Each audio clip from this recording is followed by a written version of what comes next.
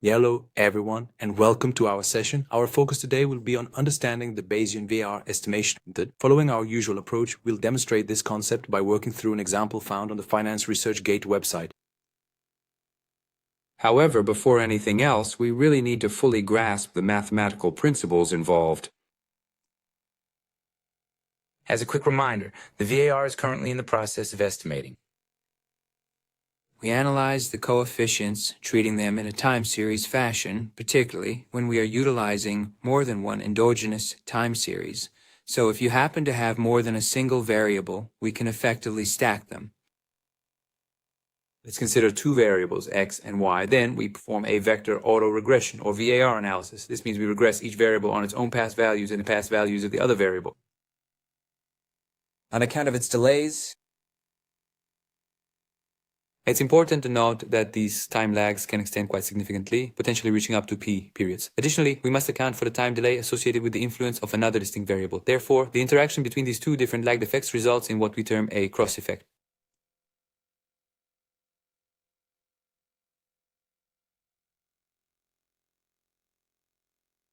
In a similar fashion, we perform the identical procedure for the second variable by regressing its current observed value against its own previous historical data points, thereby establishing what is known as an autoregressive path or relationship.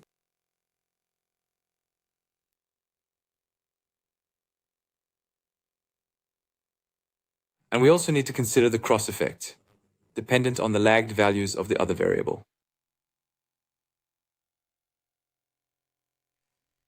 So we could potentially end up with a significant number of coefficients depending on the total number of variables included within our VAR system, and also based on the specific quantity of lags that we ultimately decide to assign. So considering the particular scenario where we're dealing with 4 separate variables, and we're seeing 6 instances of lagging, then it's quite possible that the value could potentially reach as high as 96. The reason is you will have 4 equations, one for each variable. Another one, and then we have yet another one. And in every single equation that we're considering, we are including 6 distinct lags for each individual variable. Given that in this specific situation, we are actively dealing with a total of 4 variables, this implies that we will have 6 multiplied by 4. We're doing the very same thing right here. We're taking the number 6 and multiplying it by 4, and then once more, 6 multiplied by 4, and for the third time, 6 multiplied by 4. This calculation means we end up with 4 multiplied by 6, multiplied by 4.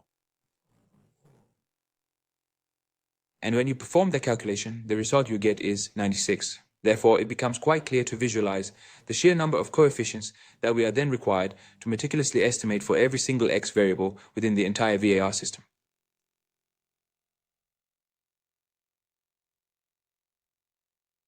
So, in this particular case, we may find ourselves facing a rather difficult and unexpected challenge. Overfitting is a significant concern, particularly if we lack sufficient data for the observation period.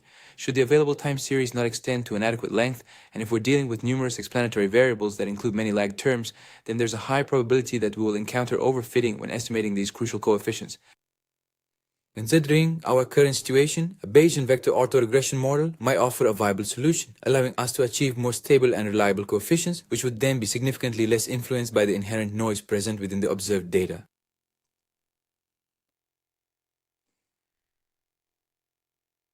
So, just picture this. You're drawing a line to connect several dots on a piece of paper. This is precisely what we aim to achieve when we're estimating a complex relationship, specifically a time series relationship, for example, by using a VAR model.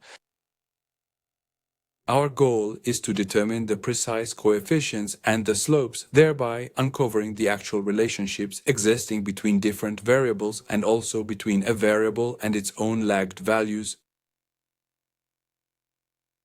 Here, the noise may significantly impact the accuracy of the estimation, especially if you're dealing with a VAR, a large VAR system, and you have only a very limited amount of sample data. This situation will inevitably lead to highly unstable coefficient estimates, primarily because we'll be prone to overfitting the model and, as a result, relying much more heavily on random noise. The Bayesian estimation technique will combine two things, the likelihood and the prior, to get a posterior.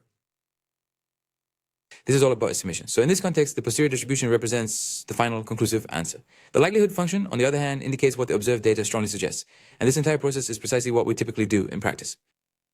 Our methodology involves allowing the data to speak for itself, thereby providing us with the crucial coefficients. This is our standard practice, especially when conducting straightforward analyses, for example, a regression model. The prior, on the other hand, represents our initial beliefs or assumptions that we hold before any data has been observed. We operate with a specific prior belief, and consequently, we permit this pre-existing assumption to significantly impact how we determine our coefficient estimations.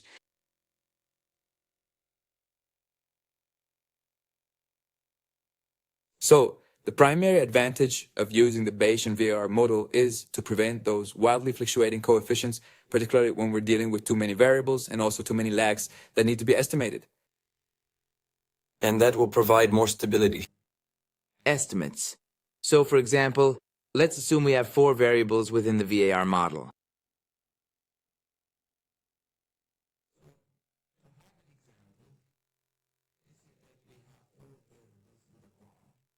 The first point to consider is the inflation rate, and the second is tail risk, which is essentially a measure of potential downside risk, or those extreme unexpected risks.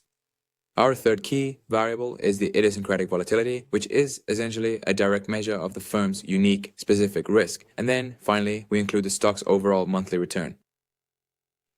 And let's consider the scenario where these specific endogenous variables, which are central to our analysis, are indeed interconnected and exhibit mutual relationships. Consequently, within our current framework, we are dealing with precisely 4 distinct time series variables. Our primary goal then is to accurately estimate the vector autoregression model, and to achieve this, we plan to utilize the sophisticated Bayesian estimation technique.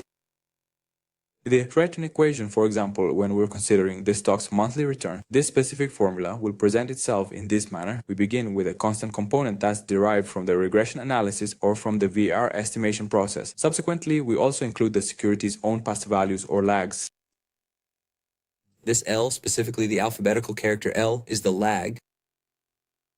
It is quite possible that we could experience a noticeable amount of lag extending all the way to point P. So in our analysis, we are applying a time lag to this very same variable. Additionally, we are also incorporating the lag values derived from other distinct variables. For instance, the S term, as a clear example, specifically represents the monthly idiosyncratic volatility, along with other similar contributing factors. Imagine that we are going to have another equation for S, for understanding tail risk, and for measuring inflation. And as I've previously stated, if we happen to be dealing with 4 distinct variables, which is precisely the scenario we're facing, and furthermore we intend to incorporate a total of 6 lags, then the overall number of parameters, or the slope coefficients, which we are required to estimate is quite substantial, specifically 96.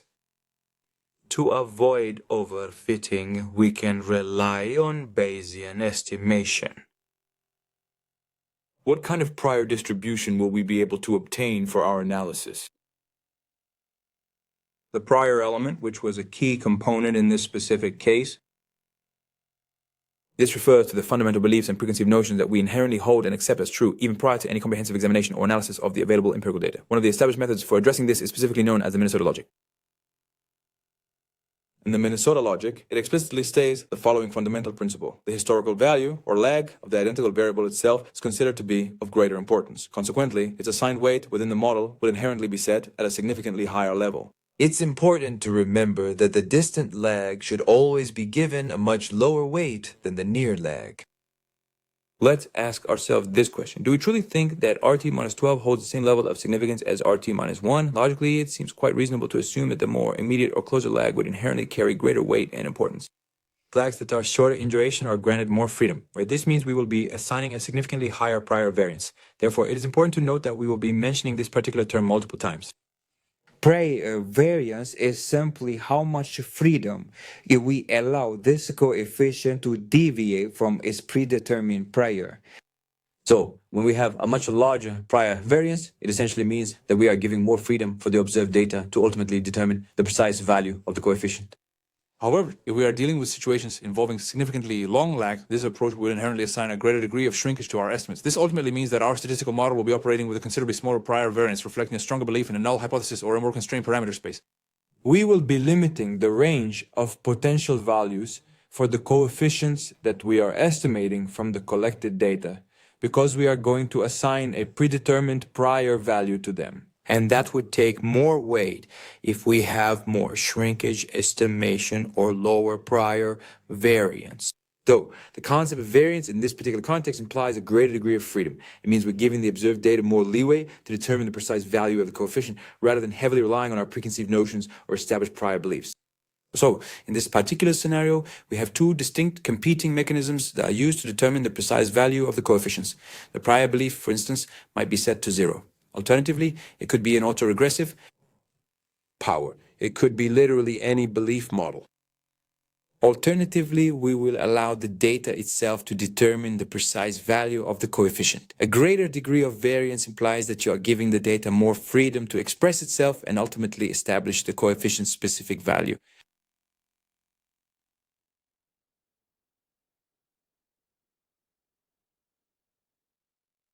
The other thing here is when we're dealing with a prior, like Minnesota, it also says that when we consider the lag effect of inflation or the possibility of extreme tail risks, which of these two factors is more significant when trying to determine the expected rate of return? Do we truly believe that the lag associated with inflation or the T-tail risk is equally as important as the lag of return? This is the very point that we had mentioned earlier. The lag of the variable itself, in fact, is far more important. Therefore, the own lags will inherently receive greater freedom, or perhaps more variance, specifically more prior variance. However, the cross-lagged effects, which are dealing with other variables, will be significantly shrunk toward specific predetermined value. This value, in many cases, could potentially be 0. And that means we are going to have to assign a much lower, a significantly smaller value to the prior variance in our model.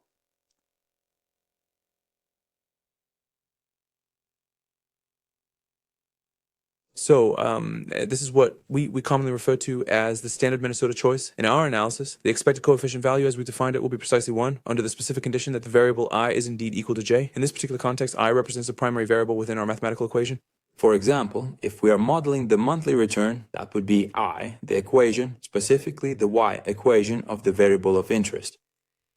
Lag j is one of the 4 variables we're considering, including the variable itself. Now, if I equals j, this means that the variable I in our equation is identical to the variable j, which implies we are specifically dealing with the lag of the variable itself. In this specific instance, we're discussing r, which is the very same variable.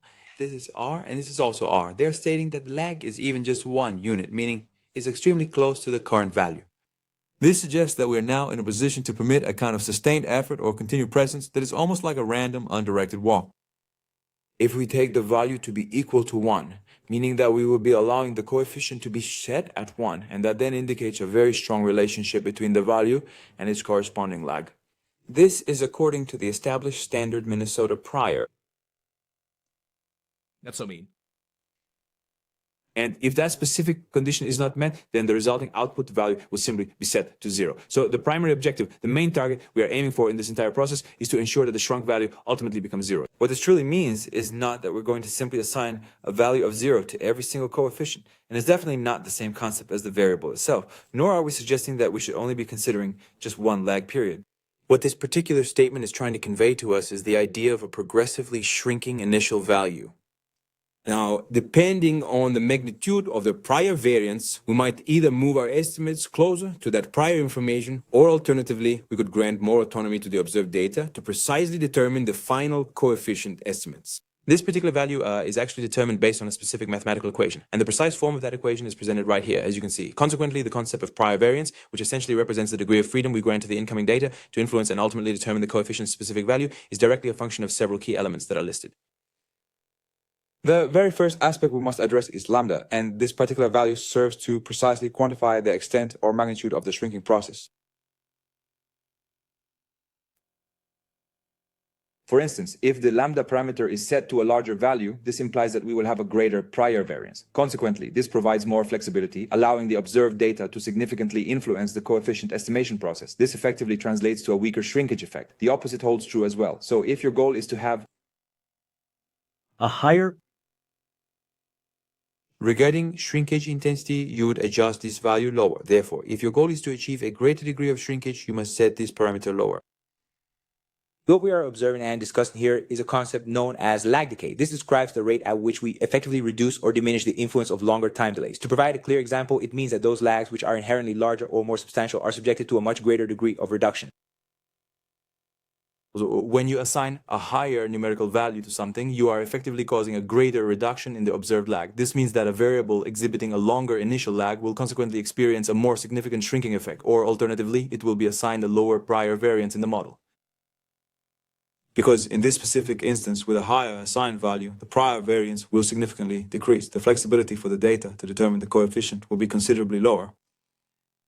The purpose of this term is simply to make a scale adjustment. This is necessary because we might be dealing with two entirely different variables. For example, consider the monthly return alongside inflation.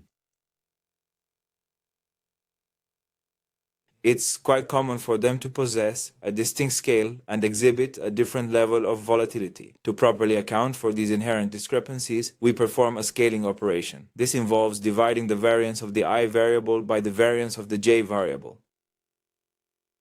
And that will make adjustments for the different scales. Let's consider a specific example to illustrate this point. If the financial return you receive each month exhibits a significantly higher degree of variance when compared to the prevailing rate of inflation, then the resulting ratio, as calculated, will undoubtedly be greater than a single unit. This particular finding, or the outcome of our current analysis, will certainly be directly reflected and integrated into the existing structure of our prior variance. Moving on, the final and crucial component that we need to consider in this model is known as kappa. And within this kappa, we specifically observe and account for the phenomenon of theta shrinkage. That result will be 1, assuming we are indeed working with the exact same variable. So for instance, if the level variable happens to be precisely equal to the x variable, which essentially means we're referring to the variable itself, then in that specific case, the outcome would be 1. However, we will have to apply a penalty if the variable being used is not the one from the equation. For example, if we are using the financial return as the primary dependent variable or the y variable in our statistical equation and simultaneously incorporating the rate of inflation, then that particular relationship will experience a greater degree of shrinkage, which is applied through the statistical parameter theta. This specific phenomenon, where effects are observed across different time points, is commonly referred to as the cross lags. As we previously discussed, the inherent lag of this particular variable will exert a more significant influence than any other variable, especially those not directly included in the equation. So, all of these different factors will be multiplied together in this equation, and that, in turn, will determine the prior variance. A prior variance, then, will ultimately dictate the precise parameters for your movement, establishing the extent of your journey or how far you are able to proceed. We're focused on achieving a specific shrinkage target, which contrasts sharply with the operational freedom and valuable insights we could gain from truly leveraging all of our available data.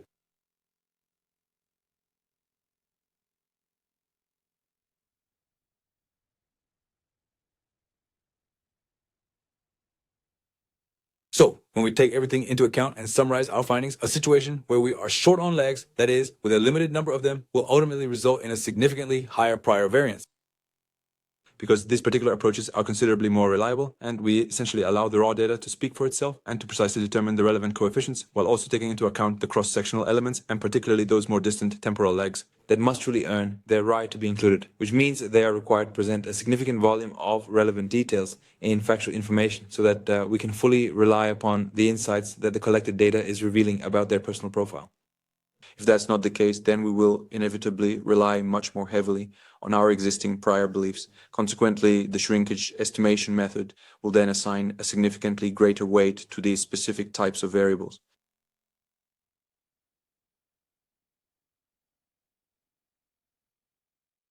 So let's apply this by using the Finance Research Gate website. We'll select the time series data. Then we'll begin from the year 2000, for instance, and conclude in 2024.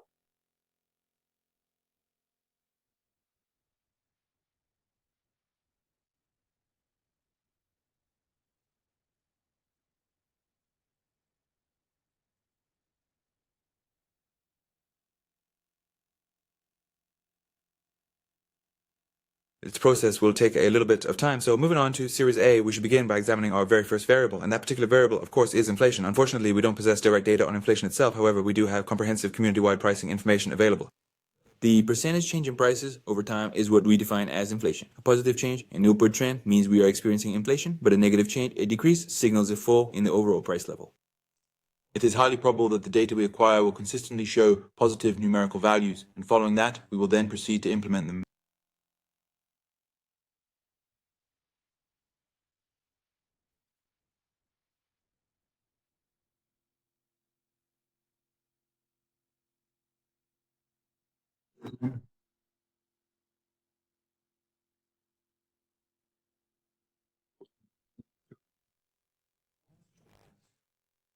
The tail risk.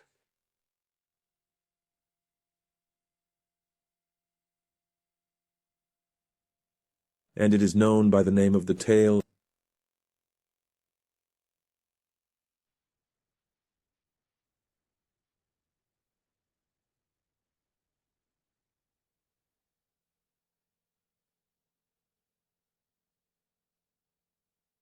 And then we apply.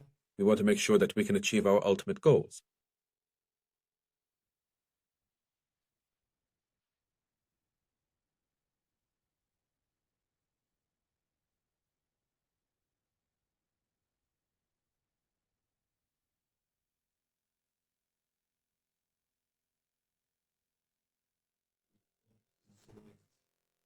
The idiosyncratic volatility.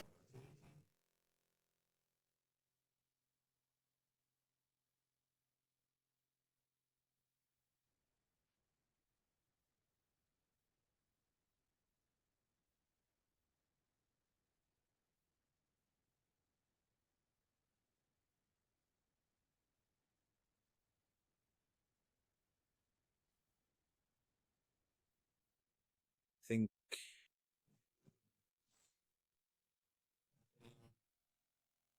We should allow this to be open so we don't miss it. All right, so here we're going to search for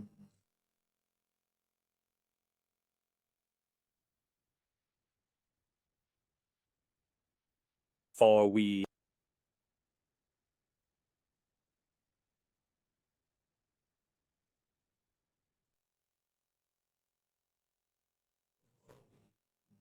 the very first variable that was constructed. We are exposed to the tail risk.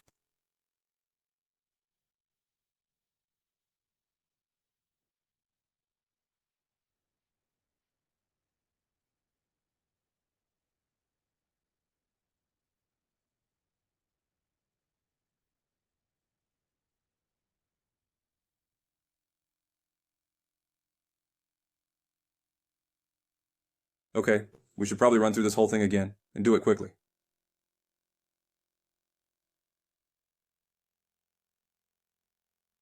The best approach after selecting a variable is to give it time. Perhaps I rushed.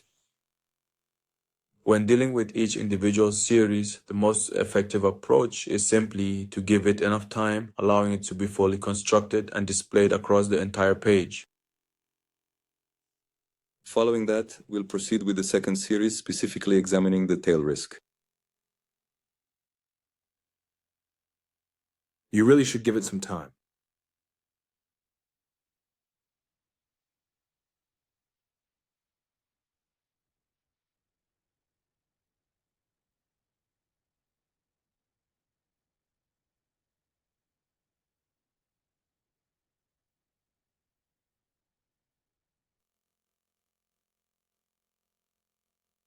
Once we have successfully constructed Series B, we will then be in a position to effectively tackle Series C, and within Series C, our primary objective will be to diligently search for the truly idiosyncratic elements.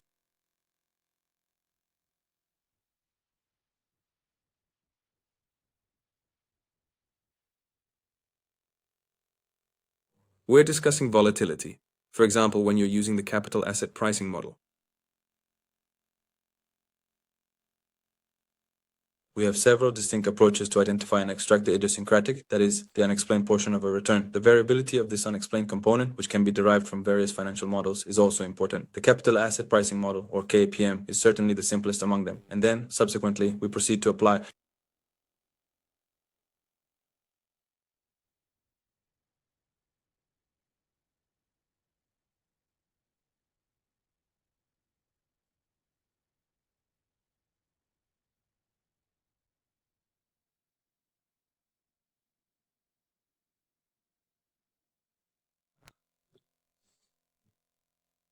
we're going to be examining the stock's overall performance, specifically its average monthly return.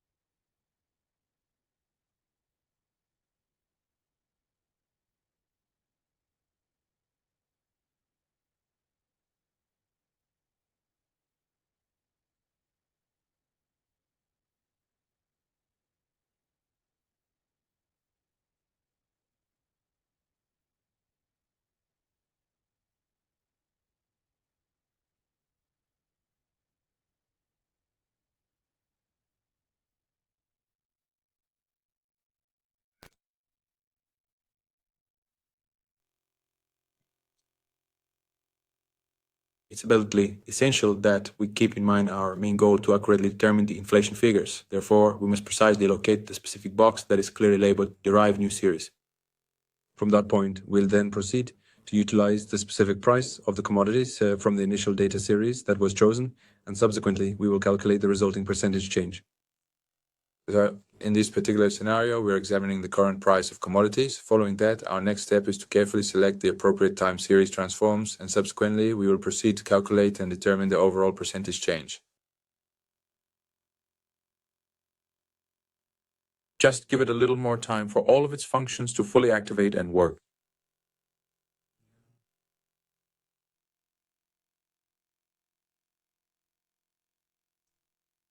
What we truly need to find is the overall percentage change, and for our discussion, we'll simply call it inflation. And then, after all of our hard work and dedication, we finally get to bring our ideas to life.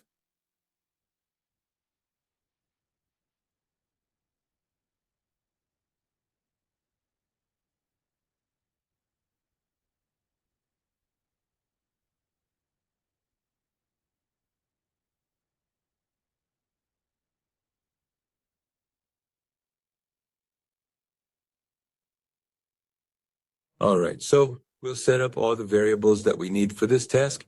Here we have the descriptive information. And it's quite important for us to thoroughly check for stationarity, precisely to ensure that none of these individual variables exhibit non-stationary behavior. In this specific case, we actually only have a single one, and that particular variable is what we refer to as the tail risk. So, to transform this data effectively, we can apply a method known as taking the first difference. We'll be using a similar approach here, but it's crucial that we carefully select the appropriate risk factor for our analysis. For instance, let's consider this specific value to represent the calculated difference, which is essentially the risk we're focusing on. And by taking just the first difference, we can effectively transform and manage the third significant risk. We should be seeing some momentum or a definite trend. This is precisely the reason why it's non-stationary. If we were to take the first difference of the data, that might just be enough to solve this entire problem. And so we would then be able to create a new series.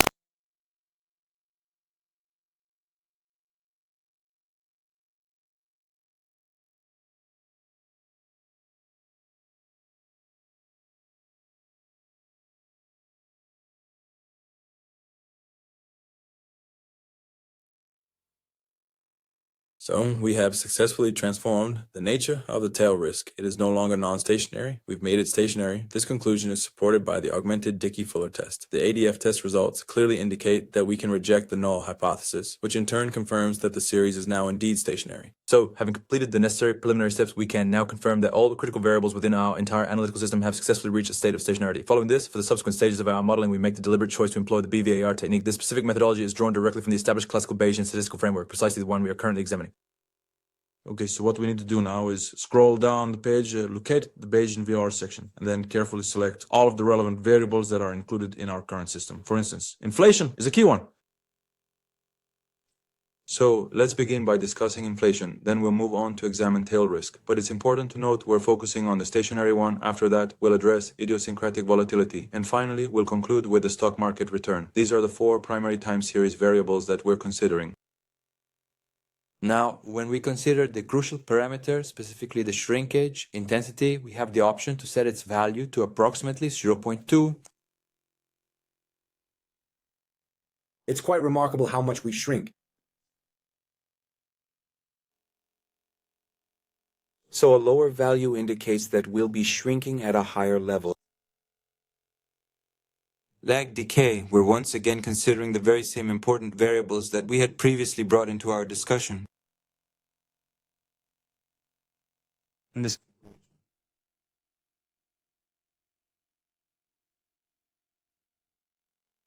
This particular section right here, this is what represents the overall shrinkage. And then the lag decay shrinkage is clearly indicated by this specific part.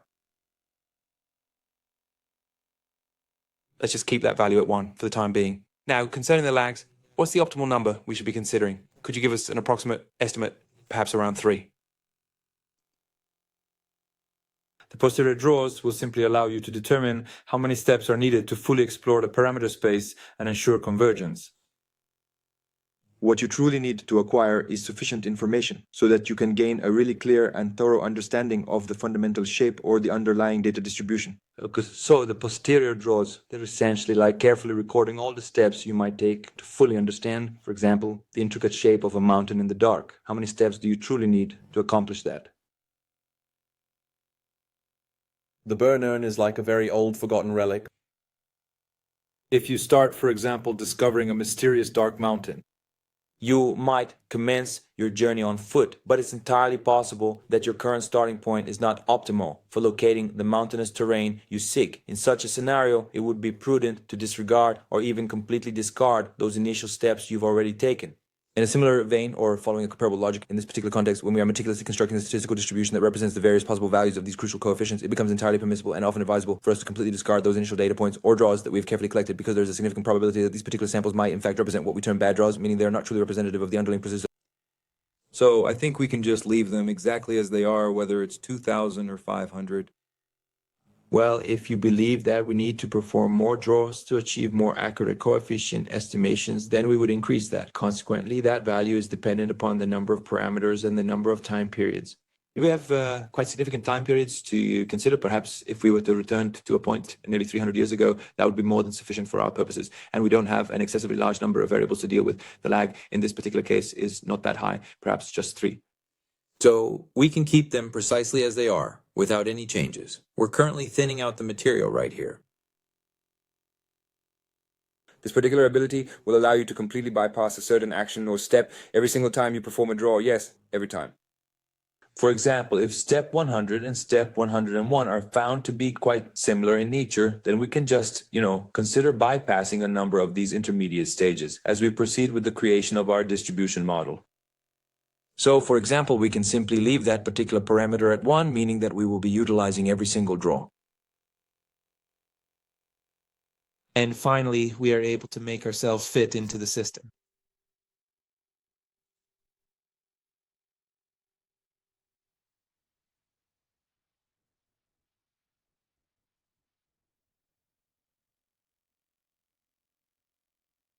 It might take some time, because in this analysis, we are dealing with the Bayesian interpretation of the coefficients and also the Bayesian approach to statistical significance. Consequently, we have a substantial number of variables, primarily because we are considering 4 distinct variables, each with 3 lags.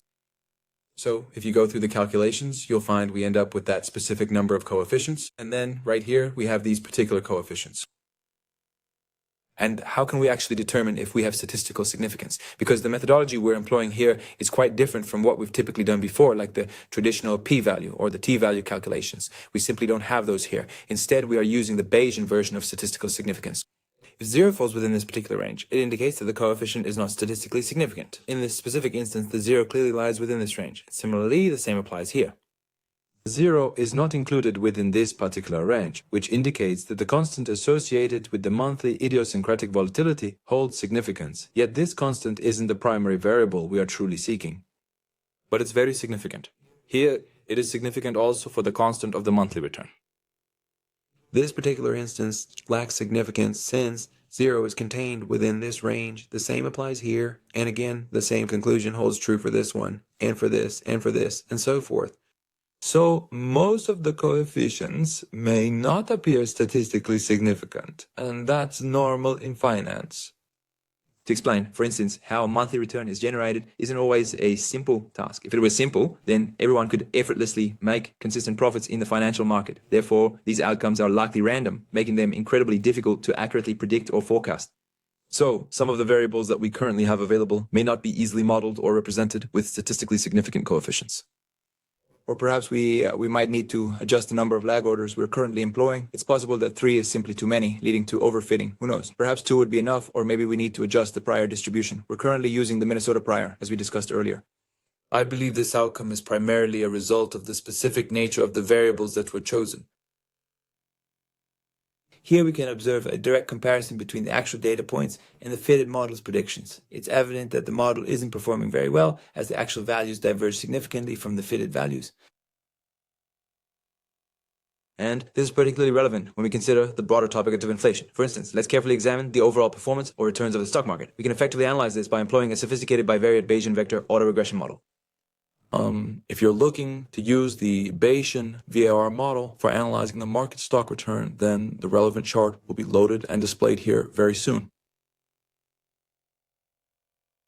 So with this information, you'll be able to form a very clear picture of precisely how well the model was indeed performing. When we look at the overall situation concerning inflation, the response was simply not good enough.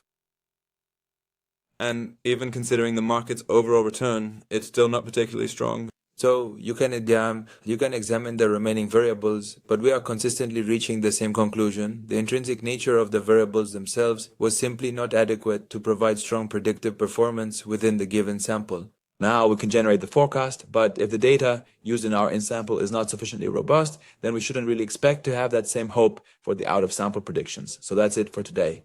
Thank you for listening.